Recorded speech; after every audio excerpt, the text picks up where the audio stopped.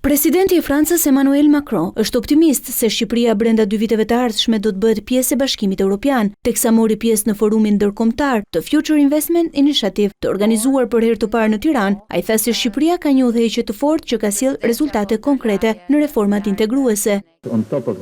Jam vërtet xheloz që për herë të parë në Europë ky forum zhvillohet këtu në Shqipëri. Jam shumë i lumtur që jeni këtu.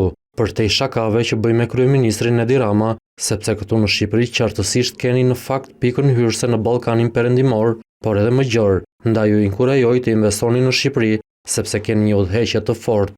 Dhe nuk flas vetëm sepse është miku im, por sepse ka sjellë rezultate dhe në 2 vitet që vijnë, duke qenë se ka një mandat të qartë, do të jetë pjesë e Bashkimit Evropian dhe duaj që ta dini, të jeni të sigurt që ne si Evropian do të japim rezultate tashmë që kemi një linjëzim të fortë midis Francës dhe Gjermanisë. Do të bëjmë maksimumin që të realizojmë agjendën që folëm.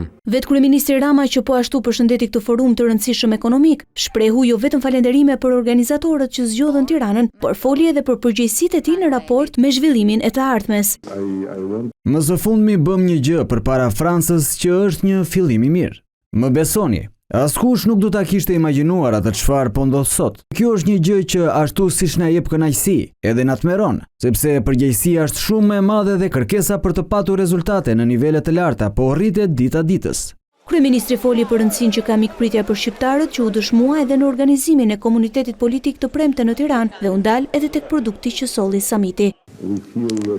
Kur e mbështeta idenë e KPS, shumë njerëz menduan që ishte ajo hileja tipike franceze për të ofruar një djath tjetër pa të dhënë atë djathin që kërkon. Menduan se po dilja si një aset i rekrutuar nga francezët dhe që punoja në emër të presidentit për të sabotuar zgjerimin. Ky në fakt ishte samiti 6 e gjithçka ndryshoi. Mendoj se agresioni kundër Ukrainës ka bërë gjithkënd të kuptoj që ky format është mjaft dopi prurës për të gjithë. Në fund, presidenti francez ju kujtoi investitorëve të pranishëm rëndësinë që ata kanë për Europën, e cila sipas tij është një kontinent i qëndrueshëm dhe i besueshëm, fuqitë së cilës nuk duhen vlerësuar.